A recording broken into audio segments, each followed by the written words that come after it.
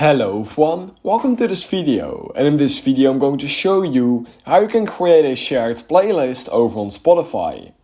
So in order to create a shared playlist on Spotify, what you need to do is head over to the Spotify app. Now I'm going to quickly create a new playlist just for the sakes of this video, so let me quickly create it just like this.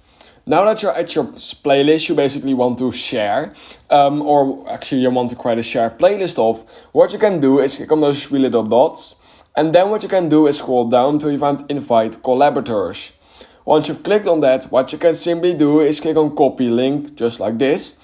And I can now send this to anyone I want, and when they basically accept that invite, they will be added as an owner of this playlist, and you can just start adding songs to that exact playlist. And yeah, basically everyone you invite will be able to add songs to that playlist, but also remove songs, so keep that in mind.